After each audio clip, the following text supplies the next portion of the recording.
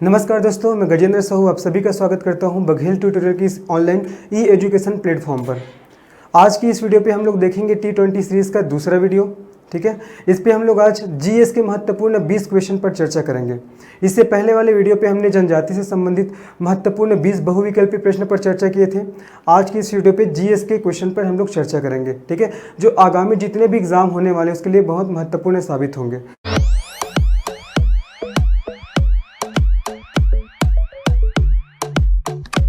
चलिए, तो हमारा पहला क्वेश्चन है। देखो, पहला क्वेश्चन क्या दिया गया है, विश्व ओजोन दिवस प्रतिवर्ष किस तिथि को मनाया जाता है। ठीक है, हमारा पहला क्वेश्चन क्या है, विश्व ओजोन दिवस प्रतिवर्ष किस तिथि को मनाया जाता है। ऑप्शन दिया गया है 2 मार्च, बी में दिया गया है 2 अप्रैल, सी दिया गया है 16 अक्टूबर और डी दिया गया है 16 सितंबर। ठीक है, तो इसका आंसर हो जाएगा 16 सितंबर, याद रखिएगा। ठीक है, तो ओजोन परत के संरक्षण में जागरूकता लाने के लिए प्रतिवर्ष 16 सितंबर को ओजोन दिवस के रूप में मनाया जाता है। इसको अच्छे से ध्यान रखिएगा। ठीक है, आप लोग जैसे देख पा रहे हो सेकेंड स्लाइड में, ये वर्ल्ड ओजोन डे कब मनाते हैं, तो 16 सितंबर को मनाया जाता है। ठीक है, एक चीज़ और याद रखिएगा इससे संबंधित महत्वपूर्ण तथ्य, ठीक है, कि अभी जो 2021 का जो ओजोन डे मनाया गया, ठीक है, 2021 का जो ओजोन डे मनाया गया उसका थीम क्या था। देखो, थीम से भी क्वेश्चन आता है ना। उसका थीम क्या था, उसका थीम था मॉन्ट्रियल प्रोटोकॉल। ठीक है, मॉन्ट्रियल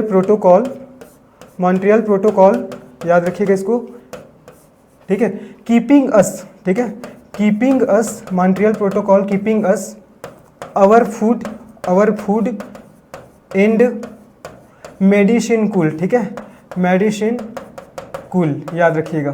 ये क्या है, 2021 का ओजोन डे का थीम है। क्या है, Montreal Protocol keeping us our food and medicine cool. ठीक है, तो ये होगा हमारा पहला क्वेश्चन। अब चलते हैं हम लोग दूसरे क्वेश्चन पे।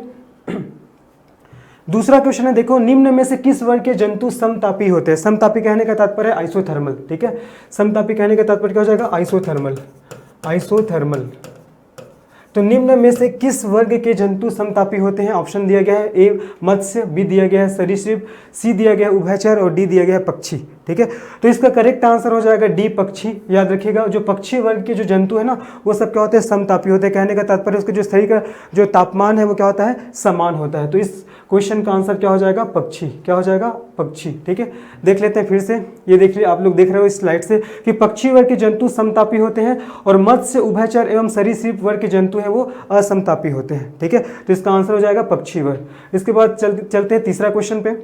तीसरा क्वेश्चन क्या है, देखिए, लोकसभा की बैठक में गण पूर्ति के अभाव में स्थगित करने का अधिकार किसे है। ठीक है, लोकसभा की बैठक को, यहाँ पास को कर लेना। ठीक है, देखो, लोकसभा की बैठक को गणपूर्ति के अभाव में स्थगित करने का अधिकार किसे है।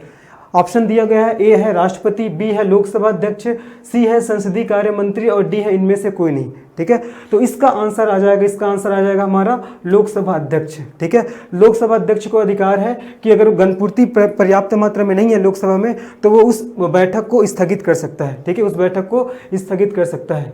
आगे देखते हैं इसी को ही फिर से।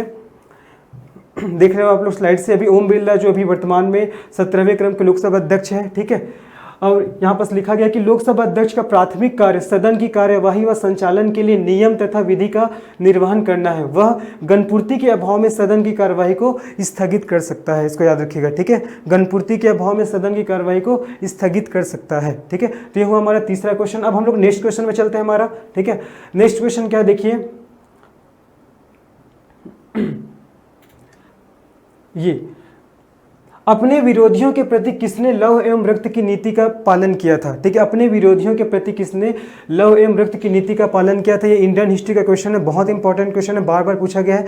ऑप्शन दिया गया है, ए शेरशाह सूरी, बी बलबन, सी मोहम्मद बिन तुगलक और डी है अलाउद्दीन खिलजी। ठीक है, ए क्या है, शेरशाह सूरी, बी है बलबन, सी मोहम्मद बिन तुगलक और डी क्या है, अलाउद्दीन खिलजी। तो इसका करेक्ट आंसर हो जाएगा बलबन। ठीक है, इसका करेक्ट आंसर क्या हो जाएगा, बलबन। याद रखिएगा, 2-3 बार पूछा गया क्वेश्चन है। ठीक है, आगे देखते हैं इसके बारे में और बलबन के बारे में। ठीक है, देखो बलबन ने अपने विरोधियों के प्रति लव एवं रक्त की नीति का पालन किया था, ठीक है, लव एवं रक्त की नीति का पालन किया था, इसको देखिए ध्यान रखिएगा, ठीक है। और बलबन का वास्तविक नाम वहाउद्दीन था तथा यह इल्तुतमिश का गुलाम था। इसने ही सिजदा एवं पैबोस प्रथा की भी शुरुआत की थी। यह भी क्वेश्चन पूछा जाता है कि सिजदा एवं पैबोस प्रथा की शुरुआत करने वाले शासक का नाम बताइए, तो उसका नाम है बलबन, याद रखिएगा, ठीक है। ये चलिए हम लोग पांचवा क्वेश्चन में चलते हैं। तो हमारा पांचवा क्वेश्चन क्या है, निम्न में से किस हड़प्पा कालीन स्थल से चावल के साक्ष्य प्राप्त हुए हैं, ठीक है।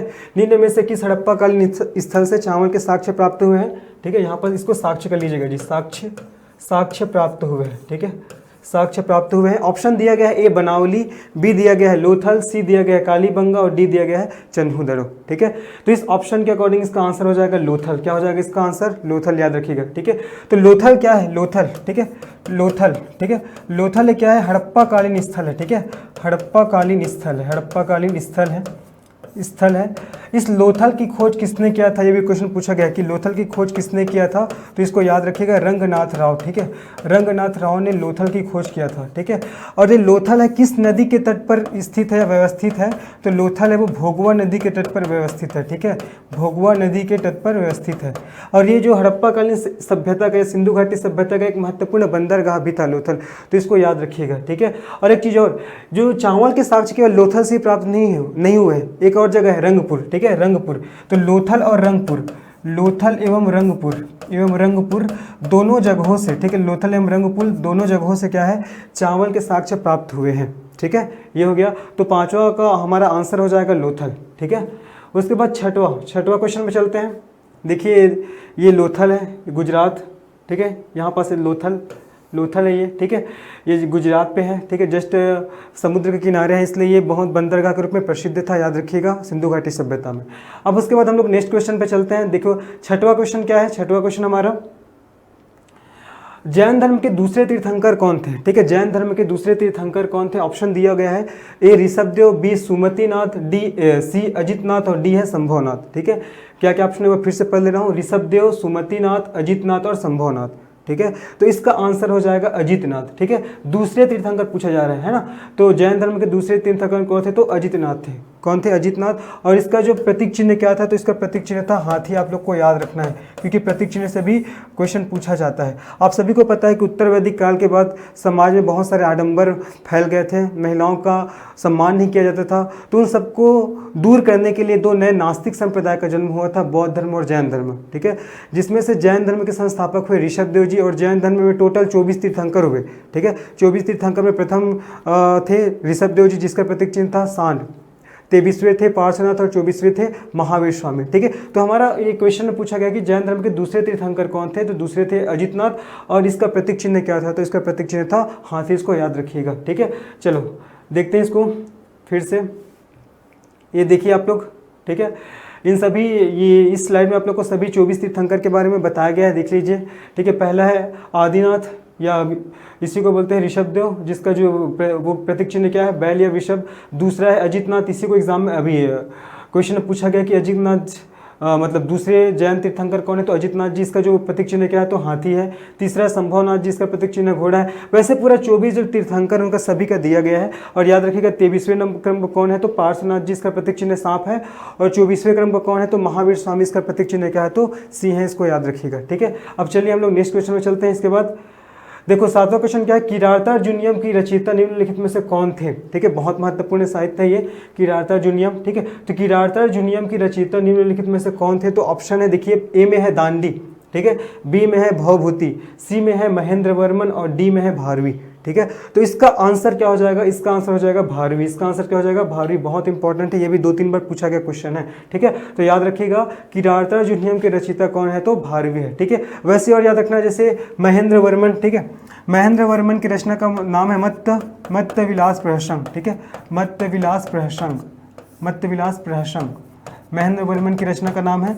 और दांडी की रचना का नाम है 10 कुमार चरित्र, ठीक है, 10 कुमार चरित्र, इसको भी याद रखिएगा, 10 कुमार चरित्र, यहाँ से भी क्वेश्चन पूछा जाता है, ठीक है। तो इस क्वेश्चन का आंसर हो जाएगा डी भारवी। किरातार्जुनियम के रचयिता भारवी हुए। और साथ ही साथ आपको याद रखना है महेंद्र वर्मन, इसकी जो प्रमुख रचना का नाम है मत्तविलास प्रहसंग, और दांडी के जो प्रमुख रचना का नाम है 10 कुमार चरित्र, याद रखिएगा, इंपॉर्टेंट है। इसके बाद हम लोग चलते हैं नेक्स्ट क्वेश्चन पे। ये देख, जैसे आप लोग इस स्लाइड से देख पा रहे हो, ये किरातार्जुनीयम, इसी की रचना किया था किसने? भारवी ने। किरातार्जुनीयम के रचयिता भारवी थे। महेंद्र वर्मन ने मत्तविलास प्रश्न की रचना की, अभी जस्ट आप लोग को बताया। और दांडी है वो 10 कुमार चैत्य के रचयिता थे। किसके रचयिता थे? 10 कुमार चैत्य के। ठीक है, अब इसके बाद हम लोग नेक्स्ट क्वेश्चन पे चलते हैं। देखो 8वां क्या है? तुर्कान ए चहलगामी का गठन दिल्ली सल्तनत के किस शासक ने किया था? ये भी बहुत इंपॉर्टेंट क्वेश्चन है, इसको भी व्यापम 2-3 बार पूछ चुका है। ठीक है, तुर्कान ए चहलगामी का गठन दिल्ली सल्तनत के किस शासक ने किया था? ठीक है, ऑप्शन है देखो, ए है इल्तुतमिश, बी है कुतुबुद्दीन ऐबक, सी है बलबन और डी है अलाउद्दीन खिलजी।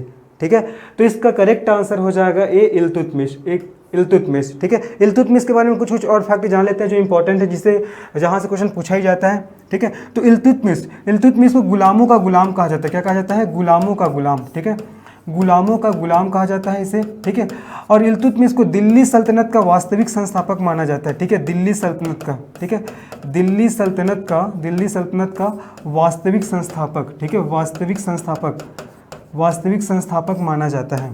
ठीक है, संस्थापक माना जाता है। इसने अपने साम्राज्य को अच्छे से चलाने के लिए क्या किया था? तुर्कान ए चहलगामी का गठन किया था। इसमें 40 सरदार का इन्होंने गठन किया था। 40 सरदार चुने थे और यही 40 सरदार क्या करते थे? इसके साम्राज्य को अच्छे से चलाते थे। इसके बाद इल्तुतमिश के बाद बलबन आया। बलबन ने क्या किया? ये तुर्कान ए चहलगामी को समाप्त कर दिया और जितने जो 40 सरदार चुने थे इल्तुतमिश ने, सबको क्या किया? उसको मरवा दिया था। ठीक है, तो ये सभी फैक्ट को आप लोग को याद रखना है। ठीक है, तो इस क्वेश्चन का आंसर हो जाएगा इल्तुतमिश। साथ ही साथ और याद रखना है, इल्तुतमिश को गुलामों का गुलाम कहा जाता है। और दिल्ली सल्तनत का अगर वास्तविक संस्थापक कौन है, अगर ऐसा क्वेश्चन पूछा जाएगा तो इसका भी आंसर हो जाएगा इल्तुतमिश। ठीक है, चलिए अब हम लोग नेक्स्ट क्वेश्चन में चलते हैं। फिर इसके बाद देखिए, ये स्लाइड से आप लोग को दिखाई दे रहा होगा, ये इल्तुतमिश है। ठीक है, ये इनके पूरे 40 क्या है? चहलगामी है। ठीक है, याद रखिएगा, 40 चहलगामी अर्थात 40 सरदारों का समूह। ठीक है, अब उसके बाद हो जाएगा क्वेश्चन। देखो 9 क्वेश्चन क्या है? मुगल शासक औरंगजेब किस वाद्य यंत्र बजाने में निपुण था? ठीक है, ये भी बहुत इंपॉर्टेंट क्वेश्चन है, इसको भी बिहार PCS एग्जाम पूछा गया क्वेश्चन है ये। मुगल शासक औरंगजेब किस वाद्य यंत्र बजाने में निपुण था? ऑप्शन दिया गया है, ए नंगाड़ा, बी है तबला, सी है वीणा और डी है सितार। ठीक है, ए क्या है? नंगाड़ा, बी तबला, सी वीणा और डी सितार। ठीक है, तो इसका करेक्ट आंसर हो जाएगा वीणा। इसका करेक्ट आंसर क्या हो जाएगा? वीणा, याद रखिएगा। ठीक है, देखो मुगल शासक में देखा जाए तो अकबर भी वो वाद्य यंत्र बजाने में निपुण था और औरंगजेब भी वाद्य यंत्र बजाने में निपुण था। ठीक है, अब औरंगजेब का तो पता चल गया, औरंगजेब कौन सा वाद्य यंत्र बजाने में निपुण था, तो वीणा है ना। वैसे आप लोग को याद रखना है अकबर। ठीक है, अकबर है वो नंगाड़ा बजाने में निपुण था।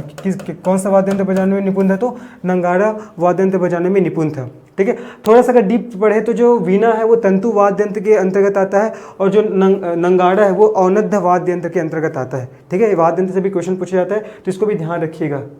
ठीक, तो इसका आंसर हो जाएगा वीणा। देख ले, जैसे स्लाइड से देख रहे हैं, ये औरंगजेब है। कौन सा वाद्य यंत्र बजाते थे? तो वीणा। और वैसे आप लोग को याद रखना है अकबर है वो नंगाड़ा वाद्य यंत्र बजाने में निपुण थे। ठीक है, चलो अब नेक्स्ट क्वेश्चन में लोग डिस्कस करते हैं, चर्चा करते हैं। क्वेश्चन नंबर 10, ये क्या है? सामान्यतः अपसौर की स्थिति होती है। ठीक है, सामान्यतः अपसौर की स्थिति होती है। ऑप्शन दिया गया है, ए है 3 जुलाई, बी है 4 जुलाई, सी है 3 जनवरी और डी है 4 जनवरी। ठीक है, तो इसका करेक्ट आंसर हो जाएगा 4 जुलाई। इसका करेक्ट आंसर क्या हो जाएगा? 4 जुलाई। ठीक है, अब देखते हैं ये अपसौर क्या होता है। ठीक है, अपसौर क्या होता है? तो अब जैसे कि स्लाइड से देख पा रहे हो, तो पृथ्वी जब सूर्य से अधिकतम दूरी पर होता है, तो इसे अपसौर कहा जाता है। ठीक है, और ऐसी स्थिति समानता 4 जुलाई को होती है। ठीक है, ऐसी स्थिति समानता 4 जुलाई को होती है। और जब जो सूर्य है वो पृथ्वी के नज़दीक में रहता है तो उसे उपसौर कहा जाता है। तो उपसौर की घटना कब होता है? तो उपसौर की घटना होता है 3 जनवरी को। तो हमारा क्वेश्चन था अपसौर कब होता है? तो 4 जुलाई को होता है। तो हमारा आंसर हो जाएगा 4 जुलाई। ठीक है, अब उसके बाद चलते हैं हम लोग नेक्स्ट क्वेश्चन पे। हमारा नेक्स्ट क्वेश्चन है, ओजोन परत पाई जाती है। ठीक है, ओजोन परत पाई जाती है। ऑप्शन दिया गया है क्षोभ मंडल। ए है क्षोभ मंडल। ठीक है, ए है क्षोभ मंडल, बी दिया गया है समताप मंडल, सी दिया गया है आयन मंडल और डी दिया गया है मध्य मंडल। ठीक है, क्षोभ मंडल, समताप मंडल, आयन मंडल और मध्य मंडल। तो इसका करेक्ट आंसर हो जाएगा समताप मंडल। क्या हो जाएगा? समताप मंडल, स्ट्रेटोस्फीयर। ठीक है, देखते हैं तो जो हमारे जो एटमॉस्फेयर है उसको 5 भागों में बांटा गया है, 5 भागों में बांटा गया जैसे कि आप लोग स्लाइड से देख पा रहे हो, ट्रोपोस्फियर, स्ट्रेटोस्फियर, मिसोस्फियर, थर्मोस्फियर और एक्सोस्फियर, ठीक है।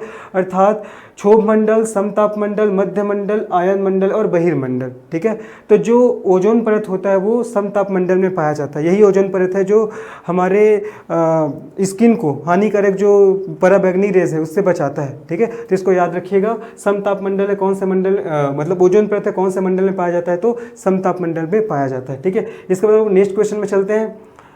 12वां क्वेश्चन क्या, देखो विश्व वानिकी दिवस किस तिथि को मनाया जाता है, ठीक है। विश्व वानिकी दिवस किस तिथि को मनाया जाता है, तो ऑप्शन दिया गया है 21 मार्च, बी 22 मार्च, सी 21 अप्रैल और डी 22 अप्रैल, ठीक है। तो इसका करेक्ट आंसर हो जाएगा 21 मार्च। विश्व वानिकी दिवस कब मनाया जाता है, तो 21 मार्च। वर्ल्ड फॉरेस्ट डे 21 मार्च, ठीक है, 21 मार्च को मनाया जाता है। विश्व वन दिवस 21 मार्च, पृथ्वी दिवस 22 अप्रैल, ठीक है। उसके बाद है पर्यावरण दिवस है 5 जून है, और विश्व जल दिवस है 22 मार्च, जैसे कि अभी हम लोग ने पिछले स्लाइड में देखे इसको, ठीक है। अब उसके बाद हम लोग नेक्स्ट क्वेश्चन में चलते हैं। किस आंदोलन के दौरान ऑपरेशन 0 आवर चलाया गया था, ठीक है। किस आंदोलन के दौरान ऑपरेशन 0 आवर चलाया गया था। ऑप्शन है देखो, ए है भारत छोड़ो आंदोलन, बी है असहयोग आंदोलन, सी है लाल कुर्ती आंदोलन और डी है सविनय अवज्ञा आंदोलन, ठीक है।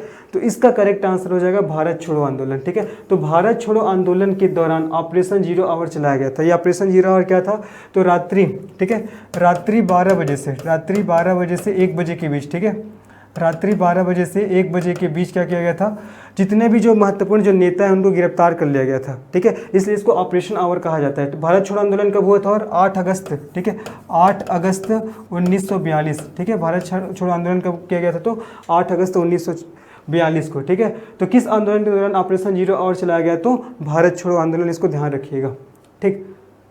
आगे चलते हैं फिर, जैसे कि आप लोग देखो स्लाइड से देख पा रहे हो, ऑपरेशन 0 आवर 8 अगस्त 1942 को भारत छोड़ने आंदोलन के क्रम में चलाया गया था। इसके तहत सभी जो बड़े नेता हैं जैसे गांधी जी, राजेंद्र प्रसाद, जवाहरलाल नेहरू आदि को गिरफ्तार कर लिया गया था, ठीक है। इस भारत छोड़ो आंदोलन के तहत जो बड़े बड़े जो नेता थे उन सभी को गिरफ्तार कर लिया गया था। और कब चलाया गया था, तो 8 अगस्त 1942। इसी भारत छोड़ो आंदोलन के दौरान महात्मा गांधी ने कहा था करो या मरो, ठीक है, करो या मरो का नारा दिया था। तो इसको भी आप लोग याद रखिए, ठीक है। तो बहिष्कृत भारत नामक पुस्तक के प्रकाशक है B.R. अम्बेडकर, याद रखिएगा, ठीक है। इसका करेक्ट आंसर जाएगा B.R. अम्बेडकर का बुक का नाम है डिस्कवरी, ठीक है, discovery of India, discovery of India. ये किसकी बुक का नाम है, तो जवाहरलाल नेहरू का, जिसको बार बार पूछा जाता है। वैसे ही महात्मा गांधी का बुक है हरिजन, ठीक है, हरिजन आप लोग को याद रखना है, ठीक है। उसके बाद है माई एक्सपेरिमेंट, ठीक है, माई एक्सपेरिमेंट विथ ट्रूथ, ठीक है, माई एक्सपेरिमेंट विथ ट्रूथ, ये भी इसका महत्वपूर्ण बुक है, ठीक है। इसके अतिरिक्त इन्होंने लिखा था हिंद स्वराज, ठीक है, हिंद स्वराज भी इन्होंने लिखा था, ठीक है। ये हरिजन हो जाएगा, माई एक्सपेरिमेंट विथ ट्रूथ हो जाएगा, हिंद स्वराज हो जाएगा, ठीक है। और एक और है जैसे नवजीवन, ठीक है, नवजीवन, ये सब किसकी रचना है, तो ये गांधी जी की रचना है, ठीक है। और B.R. अम्बेडकर का है, यही हम लोग देखिए बहिष्कृत भारत। और एक और याद रखना मूक नायक, है ना, एक और आप लोग को याद रखना है मूक नायक, ठीक है, मूक नायक, क्लियर है, ठीक है। तो जवाहरलाल नेहरू का बुक है discovery of India, Mahatma Gandhi का है Harijan, my experiment with truth, Hind Swaraj, Navjivan, ठीक है। इसमें जी में बड़ी मात्रा हो जाएगा, ये नवजीवन, ठीक है, Navjivan, my experiment with truth, Hind Swaraj और हरिजन। और B.R. अम्बेडकर का है मूक नायक, साथ ही साथ कौन सा है, तो बहिष्कृत भारत, ठीक है, बहिष्कृत भारत। इसके बाद हम लोग नेक्स्ट क्वेश्चन पे चलते हैं। देखिए बहिष्कृत भारत, इसके राइटर कौन है, तो डॉक्टर अम्बेडकर जी, भीमराव अम्बेडकर जी। इसके साथ साथ आपको एक और अभी बताया बुक मूक नायक, वो भी बार बार पूछे जाते हैं, तो उसके भी जो राइटर कौन है, तो भीमराव अम्बेडकर जी हो जाएंगे, ठीक है। उसके बाद देखो 15वां क्वेश्चन क्या है, आधुनिक भारत का निर्माता किसे कहा जाता है। ये भी बहुत बढ़िया क्वेश्चन है, आधुनिक भारत का निर्माता किसे कहा जाता है। ऑप्शन दिया गया देखो, दादा भाई नौरोजी, बी है दयाशंकर सरस्वती, सी है भीमराव अम्बेडकर और डी है राजा राम मोहन राय, ठीक है। तो इस ऑप्शन के अकॉर्डिंग इसका आंसर हो जाएगा राजा राम मोहन राय, ठीक है, राजा राम मोहन राय, ठीक है। ये तो राजा राम मोहन राय को आधुनिक भारत का निर्माता, ठीक है, आधुनिक भारत का निर्माता, आधुनिक भारत का निर्माता, भारत का निर्माता। और क्या कहा जाता है इसको, नवजागरण का अग्रदूत, ठीक है, नवजागरण का अग्रदूत। आधुनिक भारत का निर्माता, नवजागरण का अग्रदूत के नाम से भी इसे जाना जाता है किसको, तो राजा राम मोहन राय को। ठीक है, राजा राम मोहन राय ने बहुत सारे जो संस्थाएं उसका निर्माण किया था, जैसे आत्मीय सभा हो जाएगा। ठीक है, आत्मीय सभा का निर्माण किया था और कुछ महत्वपूर्ण पत्रिका का भी इन्होंने प्रकाशन किया था। ठीक है, तो इसको याद रखिएगा राजा राम मोहन राय के बारे में। ठीक है, ये उसके बाद चलते हैं हम लोग नेक्स्ट क्वेश्चन। नेक्स्ट क्वेश्चन है इसके बाद 16वें क्रम, ये देखिए राजा राम मोहन राय। ठीक है, ये उसका पिक्चर। उसके बाद देखते हैं 16वें क्वेश्चन। तो राज्यपालों के सम्मेलन की अध्यक्षता कौन करता है। ठीक है, राज्यपालों की सम्मेलन की अध्यक्षता कौन करता है। ऑप्शन दिया गया है, ए राष्ट्रपति, बी प्रधानमंत्री, सी केंद्रीय मंत्री और डी है रक्षा मंत्री। ठीक है, ए राष्ट्रपति, बी प्रधानमंत्री, सी केंद्रीय मंत्री और डी क्या है, रक्षा मंत्री। तो इसका करेक्ट आंसर हो जाएगा राष्ट्रपति। ठीक है, इसका करेक्ट आंसर क्या हो जाएगा, तो राष्ट्रपति हो जाएगा। तो राज्यपालों के सम्मेलन की अध्यक्षता राष्ट्रपति करता है। अगर मुख्यमंत्री का पूछेगा, ठीक है, मुख्यमंत्री का, तो मुख्यमंत्रियों के सम्मेलन की अध्यक्षता कौन करेगा, तो प्रधानमंत्री करेगा। इसको याद रखिएगा। ठीक है, तो इसका आंसर हो जाएगा ए राष्ट्रपति। उसके बाद देखते हैं नेक्स्ट क्वेश्चन। देखिए ये हमारे राष्ट्रपति जी। ठीक है, तो राज्यपालों के सम्मेलन की अध्यक्षता कौन करता है, तो राष्ट्रपति करता है। और वैसे ही मुख्यमंत्री के सम्मेलन की अध्यक्षता प्रधानमंत्री द्वारा किया जाता है। और एक चीज़ और आप लोग को याद रखना है कि मुख्य सचिवों के सम्मेलन की अध्यक्षता कौन करता है, तो कैबिनेट सचिव करता है। ठीक है, तो राज्यपालों का कौन करेगा, राष्ट्रपति, मुख्यमंत्रियों का प्रधानमंत्री और मुख्य सचिवों के सम्मेलन की जो अध्यक्षता है वो कैबिनेट सचिव करता है। इसको आप लोग को याद रखना है। ठीक है, उसके बाद हम लोग फिर से नेक्स्ट क्वेश्चन में चलते हैं। देखिए, भारत में प्रिंटिंग प्रेस का आगमन किस देश से माना जाता है। भारत में प्रिंटिंग प्रेस का आगमन किस देश से माना जाता है। ठीक है, ये भी क्वेश्चन पूछा गया है, इंपॉर्टेंट है। ऑप्शन दिया गया है आपका, ए दिया गया है पुर्तगाल, बी दिया गया है ब्रिटिश, सी दिया गया है डच और डी दिया गया है स्पेनिश। ठीक है, तो इसका करेक्ट आंसर हो जाएगा पुर्तगाल। ठीक है, इसका करेक्ट आंसर क्या हो जाएगा, पुर्तगाल। पुर्तगालियों के द्वारा ही प्रिंटिंग प्रेस का आगमन भारत में हुआ है, इसको याद रखिएगा। ठीक है, ये इसके बाद हम लोग चलते हैं नेक्स्ट क्वेश्चन पे। देखिए ये है प्रिंटिंग प्रेस, पहला प्रिंटिंग प्रेस, याद रखिएगा। चलिए हम लोग अब नेक्स्ट क्वेश्चन पे चर्चा करते हैं। 18 क्वेश्चन है। देखो, पेलाग्रा रोग किस विटामिन की कमी के कारण होता है। ऑप्शन दिया गया है, ए थायमिन, बी दिया गया है राइबोफ्लेविन, सी दिया गया है नियासिन और डी दिया गया है कैल्सीफेरॉल। ठीक है, तो सबसे पहले हम लोग थोड़ा देख लेते हैं पेलाग्रा रोग होता क्या है। जैसे कि आप लोग डायग्राम से देख पा रहे हैं, देखिए। ठीक है, इसमें स्किन पे क्या है, एकदम फफोले आ गए हैं। ठीक है, स्किन पे एकदम वो उखड़ने टाइप का दिख रहा है आप लोग को, फफोले जैसे चकतियाँ आ गए हैं, इसी को बोला जाता है पेलाग्रा रोग। ठीक है, तो ये जो पेलाग्रा रोग है वो किस विटामिन की कमी के कारण होता है, ऐसा क्वेश्चन पूछा गया है। ऑप्शन है देखिए, थायमिन, थियामिन, बी है राइबोफ्लेविन, सी है नियासिन और डी क्या है, कैल्सीफेरॉल। ठीक है, तो इसका करेक्ट आंसर हो जाएगा सी नियासिन। करेक्ट आंसर क्या हो जाएगा, सी नियासिन। ठीक है, ये अब साथ ही साथ चलो हम लोग थोड़ा और विटामिन के बारे में और कुछ चर्चा कर लेते हैं, क्या क्या होता है विटामिन, क्योंकि विटामिन से क्वेश्चन आते ही है बहुत ज़्यादा। ठीक है, तो विटामिन है, विटामिन क्या करता है हमारे शरीर की प्रतिरक्षा तंत्र को, ठीक है, प्रतिरक्षा तंत्र को क्या करता है, ये स्ट्रांग करता है, मजबूत करता है। क्या करता है, प्रतिरक्षा तंत्र को मजबूत करता है, याद रखिएगा। ठीक है, और ये जो विटामिन होता है, विटामिन है उसको घुलनशीलता के आधार पर, ठीक है, घुलनशीलता, विटामिन को घुलनशीलता के आधार पर 2 भागों में बांटा गया है। कितने भागों में, 2 भागों में। यहाँ से क्वेश्चन पूछते हैं जी, पहला हो जाएगा वसा में घुलनशील विटामिन और दूसरा हो जाएगा जल में घुलनशील विटामिन। ठीक है, ऐसा क्वेश्चन आता है कि निम्न में से कौन सा वसा में घुलनशील है, कौन सा जल में घुलनशील है। ठीक है, तो वसा में घुलनशील विटामिन कौन कौन सा है, विटामिन ए हो जाएगा, विटामिन डी हो जाएगा, विटामिन ई हो जाएगा, विटामिन के हो जाएगा। ठीक है, और जल में घुलनशील विटामिन कौन कौन सा है, तो विटामिन बी हो जाएगा और विटामिन सी हो जाएगा। पहला क्वेश्चन तो ये होता है कि कौन सा विटामिन जल में घुलनशील है, कौन सा विटामिन वसा में घुलनशील है। ठीक है, थोड़ा थोड़ा सा और हम लोग इसके बारे में थोड़ा और जान लेते हैं क्या क्या होता है। ठीक है, तो विटामिन ए, ठीक है, विटामिन ए का जो केमिकल नाम क्या होता है, रेटिनॉल। क्या होता है, रेटिनॉल होता है। क्या होता है, रेटिनॉल होता है। ठीक है, विटामिन ए का केमिकल नाम क्या होता है, तो रेटिनॉल। और विटामिन ए की कमी से रतौंधी नामक रोग होता है, याद रखिएगा। ठीक है, विटामिन डी का जो केमिकल नाम क्या होता है, कैल्सीफेरॉल होता है। क्या होता है, कैल्सीफेरॉल। ठीक है, विटामिन डी का केमिकल नाम क्या होता है, तो जी कैल्सीफेरॉल होता है। और विटामिन डी की कमी से बच्चों में रिकेट्स रोग होते हैं और वयस्कों में ऑस्टियोमैलेशिया होता है। ठीक है, याद रखिएगा इसको भी, बच्चों में रिकेट्स रोग होता है और वयस्कों में ऑस्टियोमैलेशिया नामक रोग होता है। विटामिन ई का जो केमिकल नाम क्या है, इसको भी याद रखिए, क्वेश्चन पूछा जाता है। विटामिन ई का केमिकल नाम है टोफोफेरॉल। क्या होता है, इसका केमिकल नाम तो टोफोफेरॉल। ठीक है, विटामिन ई का केमिकल नाम है टोफोफेरॉल। और विटामिन के का केमिकल नाम क्या है, तो फिलोक्विनोन। क्या है, फिलोक्विनोन। ठीक है, फिलोक्विनोन। विटामिन के का केमिकल नाम है फिलोक्विनोन, तो इसको अच्छे से याद रखिएगा। विटामिन ए का केमिकल नाम रेटिनॉल, डी का है कैल्सीफेरॉल, ई का है टोफोफेरॉल और के का है फिलोक्विनोन। विटामिन ए की कमी से रतौंधी नामक रोग होता है। ठीक है। विटामिन डी की कमी से होता है बच्चों में रिकेट्स और वयस्कों में ऑस्टियोमैलेशिया।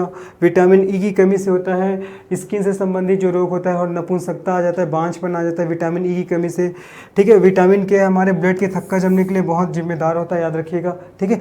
और जल में घुलनशील विटामिन कौन कौन सा है, तो विटामिन बी और विटामिन सी, ठीक है। तो बी के 12 कॉम्प्लेक्स हैं, ठीक है, B1 से B12 तक कॉम्प्लेक्स है, जिसमें से विटामिन B3 का केमिकल नाम क्या है, नियासिन।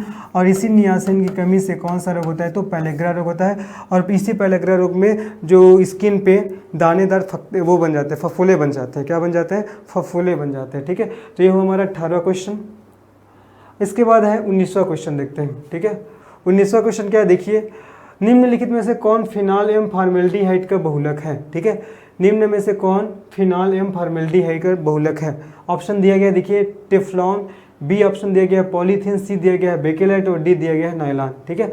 तो इसका करेक्ट आंसर हो जाएगा बेकेलाइट, ठीक है। इसका करेक्ट आंसर क्या हो जाएगा, बेकेलाइट। तो बेकेलाइट क्या होता है, वो फिनाल एवं फॉर्मेल्डिहाइड का बहुलक होता है। देख रहे हो आप लोग डायग्राम से, ठीक है। ये फिनाल का केमिकल फार्मूला है, ठीक है। ये फॉर्मेल्डिहाइड का HCHO, जब दोनों आपस से मिला तो किसका निर्माण किया, बेकेलाइट, ठीक है। तो जो बेकेलाइट क्या होता है, बेकेलाइट क्या होता है, बेकेलाइट फिनाल एवं फॉर्मेल्डिहाइड का बहुलक होता है, इसको याद रखना है। चलिए अब देखते हैं हम लोग 20वां क्वेश्चन, जो हमारा लास्ट क्वेश्चन है। देखो क्वेश्चन क्या बोल रहा है, दक्षिणी सह्याद्री का निम्नलिखित में से कौन सा सर्वोच्च शिखर है, ठीक है। दक्षिणी सह्याद्री का निम्नलिखित में से कौन सा सर्वोच्च शिखर है। ऑप्शन दिया गया है कुद्रेमुख, ठीक है। इसको थोड़ा सुधार लीजिएगा जी, कुद्रेमुख ऐसा रहेगा, ये कुद्रेमुख, ठीक है। ए ऑप्शन में क्या है, देखो कुद्रेमुख, बी में है कालसूबाई, सी में है डोडा बेटा और डी है इनमें से कोई नहीं, ठीक है। डी में क्या है, इनमें से कोई नहीं, ठीक है। देखो दक्षिणी सह्याद्री, ये है पर्वत दक्षिणी सह्याद्री, ठीक है। क्वेश्चन पूछा गया है कि दक्षिणी सह्याद्री का निम्नलिखित में से कौन सा सर्वोच्च शिखर है, ठीक है। तो इसमें ऑप्शन के अकॉर्डिंग इसका करेक्ट आंसर आ जाएगा कुद्रेमुख, ठीक है। इसका करेक्ट आंसर क्या आ जाएगा, कुद्रेमुख। अगर ऐसा क्वेश्चन पूछता है कि उत्तरी सह्याद्री का निम्नलिखित में से कौन सा सर्वोच्च शिखर है, अगर ऐसा क्वेश्चन पूछता है तो इसका आंसर आता है कालसूबाई, ठीक है। अगर उत्तरी सह्याद्री का हाईएस्ट पीक पूछेगा तो कालसूबाई आएगा, और दक्षिणी सह्याद्री का पूछा है तो इसका आंसर आ जाएगा कुद्रेमुख आ जाएगा, ठीक है। इसका जो शिखर का ऊंचाई कितना है, तो याद रखिएगा 1893 मीटर, ठीक है। 1893 मीटर क्या है, इसके शिखर का ऊंचाई है, ठीक है। इस प्रकार से हमने आज फिर से 20 क्वेश्चन कंप्लीट किए, और ये आपके आगामी जितने भी एग्जाम होने वाले उसके लिए महत्वपूर्ण साबित होंगे।